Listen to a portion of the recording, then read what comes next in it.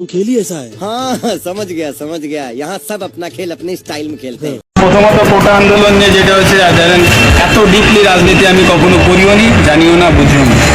যারা যে কমেন্ট করবে বা করছে আসলে ওগুলো তো আমার নিয়ন্ত্রণে নাই বা আমি তাদের কিছু বলতে পারবো না। তবে আমার রেসপেক্ট অবশ্যই ওনাদের করে। আপনি যদি কোনো দলকে সাপোর্ট করেন অবশ্যই প্রকাশ্যে সেটা বলা উচিত। আপনি বলবেন না, আপনি একদম অনেকেই আছে যে সাপোর্ট করে কিন্তু বলতে পারে না।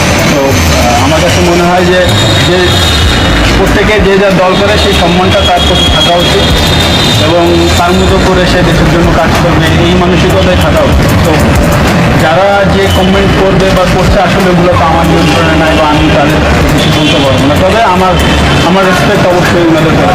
প্রথমত কোটা আন্দোলন নিয়ে যেটা হচ্ছে ধরেন এত ডিপলি রাজনীতি আমি কখনো করিও নি, জানিও না, বুঝিও না। তো আমি যেটা আগেও ক্লিয়ারলি বললাম যে আমার উদ্দেশ্য খুব সিম্পল, যেটা আমি মানুষের জন্য করে শান্তি পাই, কাজ পাই, ততটুকুই করা।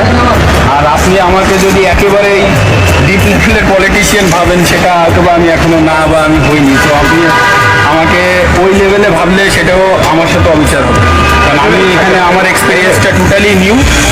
তবে হ্যাঁ, আমি যেটা বলেছি অবশ্যই আমি ভালো কাজ করতে চাই, সেটা সামনে হয়তো বা দেখা যাবে আমি কতটুকু করতে পারি। কিন্তু কথা আমি বলতেও চাই না এখন, এমন কোনো কথা আমি বলতে চাই না যেটা হয়তো বা কালকে আপনি মিলাইতে পারবেন না। তো